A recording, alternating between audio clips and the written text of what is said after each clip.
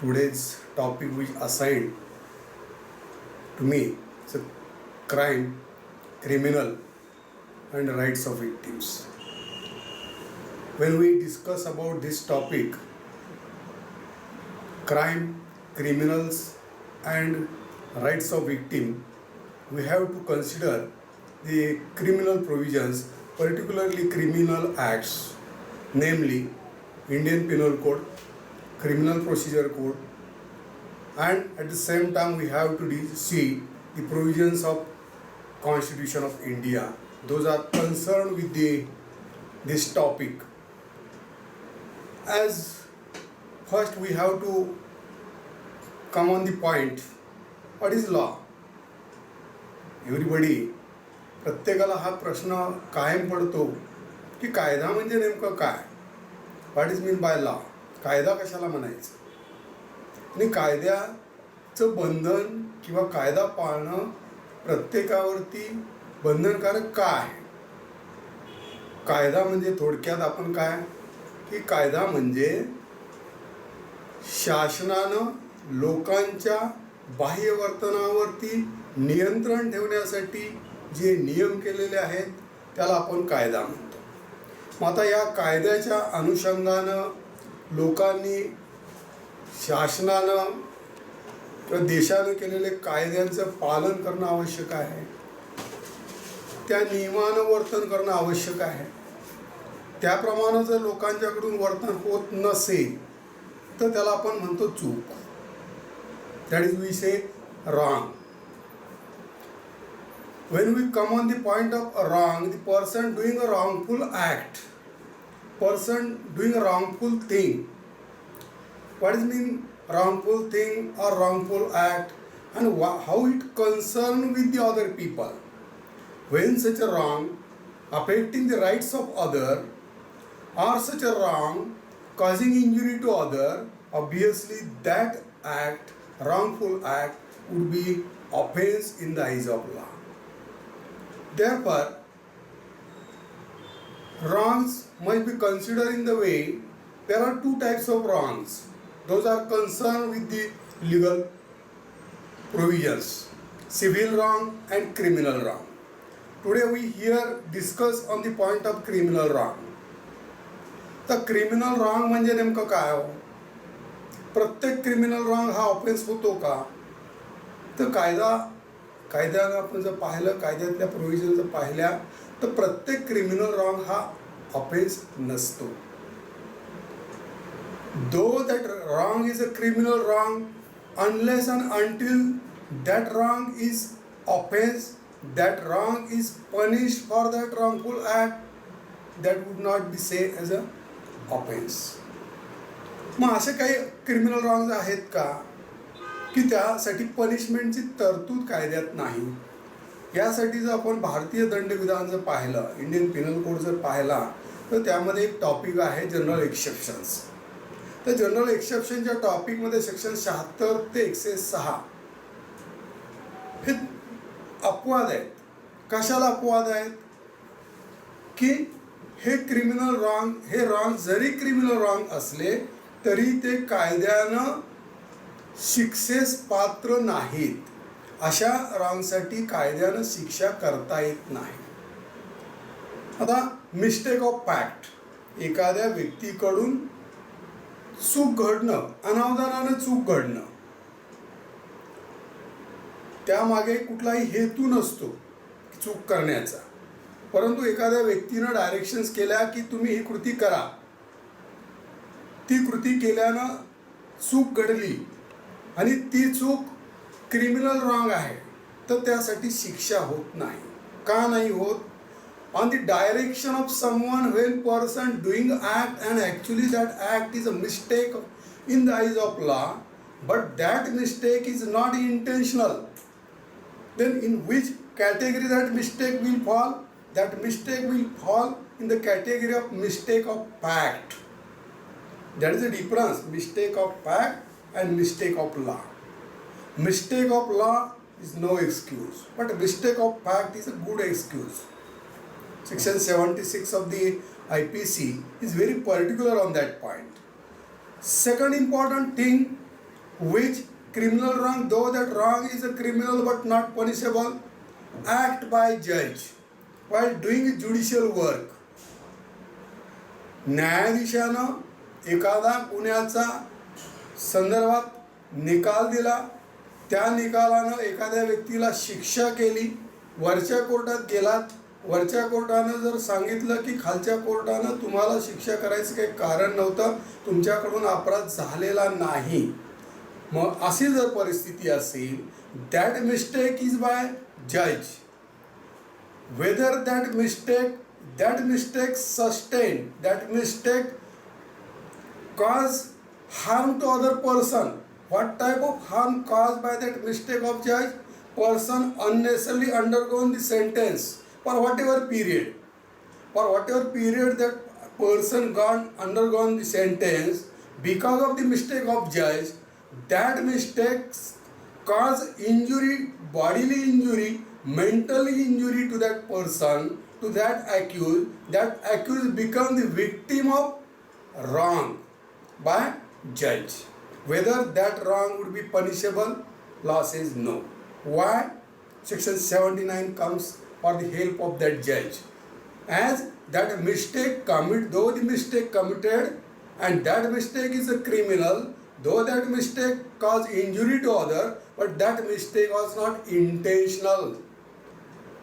Though the act is there, though the injury sustained the person, but there was no guilty mind of the person who did that act. की ज्यानं ते कृत्य केलं, ते कृत्य करताना त्या व्यक्तीचा असा, न्यायाधीशाचा असा हेतू नसतो की या व्यक्तीला आपण शिक्षा करायची की जेणेकरून त्याला जेलमध्ये जावं लागेल, त्याला त्रास होईल, असा हेतू न्यायाधीशाचा असू शकत नाही. आणि जर असा हेतू असेल तर काय परिस्थिती हो? Is there provision in the law? Yes, there is a provision in IPC itself. The provision is there. If any police officer wrongly arresting the person and compel him to undergo further trial and other thing, that police officer would be punished, or that police officer would be prosecuted for that act. I think that would be the section 188 in IPC for that wrongful act. That wrongful act is not innocent or under good faith. That wrongful act, when it founds that wrongful act is intentional, obviously that wrongful act would be punished, and that person who doing that act will be punished by law. That is the thing about the criminal wrong which is not punishable. One more important thing which concern with the general persons: act by accident, act by mistake, act by consent. These are the things, these are the acts for which that acts are not intentional. When we going on the going somewhere, की आपण रस्त्याने चाललोय किंवा आपण एखाद्या बिल्डिंगच्या वरती एखादा कामगार काम करतोय, हातोड्यानं काम करतोय, त्या हातोडा त्या व्यक्तीच्या हातातून सुटला आणि रस्त्यावरून चालणाऱ्या पासरवाईच्या डोक्यात जर पडला, त्याला इंजुरी झाली किंवा त्याचा मृत्यू झाला नावधानाने, तर त्या हातोडा ज्याच्या हातून पडलेला आहे त्या व्यक्तीला कायद्यानं शिक्षा करता येईल का हो? Whether that person will be prosecuted, initially maybe he would be prosecuted, but that person has a right to take defense. That act was not intentional. There was no guilty mind of the person while doing that act. Whatever that act was unfortunate and accidental one. If that act is accidental, obviously that wrong is, though the wrong is criminal in nature, but that wrong is not punishable in the eyes of law. Same thing about the act of necessity. You know, in section 81 of the IPC that provision is there. What section 81 of the IPC says? When the person is doing anything and there is no option in the hands of the person as to do that thing, की समजा रस्त्यानं गाडी चालवतोय, आपण गाडी चालवतोय, समोर एका बाजूला 4 लोक आहेत, मध्ये एक माणूस चाललाय आणि दुसऱ्या बाजूला 10-12 लोक आहेत, जर समुदाय आहे, गाडीचे तुमचे ब्रेक फेल झालेले आहेत, की आता अशी परिस्थिती आहे की तुम्हाला तुमची गाडीच कंट्रोल करता येत नाही. म्हणजे थोडक्यात ती गाडी कुठेतरी तुमची धडकणार आहे. म्हणजे डावीकडं तरी धडकणार आहे, उजवीकडं तरी धडकणार आहे, किंवा सरळ गेला तरी एक माणसाला धडक देणं तुम्हाला भाग पडणार आहे. Means that act of necessity, की तुम्हाला ते कृत्य करणं भाग पडतंय. का भाग पडतंय? वेदर देअर इज इंटेन्शन, ती कृती करण्याचा तुमचा हेतू आहे का हो? तुमचा हेतू नाही, परंतु तरी देखील तुम्हाला ते कृत्य करावं लागते, करणं भाग पडतंय. अशा परिस्थितीमध्ये तुमच्याकडनं जर ते कृत्य केलं असं म्हणता येणार नाही. That act of necessity is a good defence, though that wrong is a criminal in nature, though the victim sustained injury by that act, but the accused would not be punished for that act. Same, one more important aspect about that act by consent, or sometimes without consent, but for good faith, for benefit of victim, the surgery has been caused by the doctor. की डॉक्टरकडे आपण जातो, doctor operative करतो, डॉक्टरचा असा काही हेतू नसतो की हा पेशंट आपण सर्जरी करताना मेला पाहिजे किंवा याला अशी इंजुरी झाली पाहिजे की तो कायमचा अधू झाला पाहिजे. There never such a type of intention in the mind of that surgeon. मग आता for good faith, for benefit of that person, if the surgery has been called, and in that surgery, unfortunately, the death of that patient has been caused, whether that doctor would be held for the death of the person, can we say that is the intentional offense? Loss is no. Why? Because there was no such intention. Means overall there is a material thing while healing a person guilty for the act.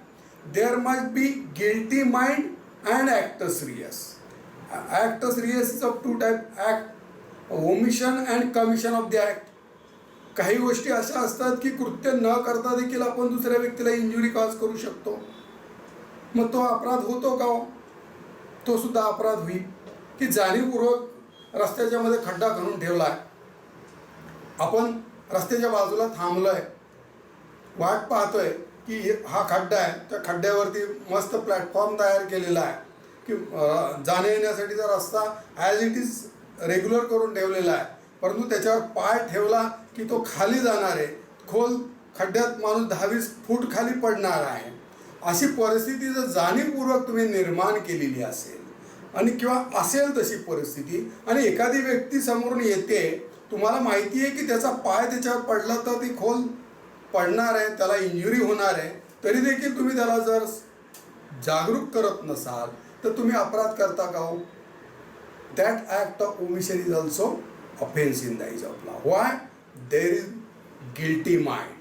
तुमचा हेतूच त्या व्यक्तीला इजा पोचवण्याचा आहे, की त्या व्यक्तीला त्रास होईल, त्या व्यक्तीचं नुकसान होईल, शारीरिक नुकसान होईल, आर्थिक नुकसान होईल, असा जेव्हा हेतू मनात ठेवून तुम्ही एखादं कृत्य करता, तेव्हा अशा प्रकारचं कृत्य हे शिक्षेस पात्र असतं. जर अशा प्रकारचा हेतू जर तुमचा नसेल तर ते कृत्य मात्र शिक्षेस पात्र असू शकत नाही.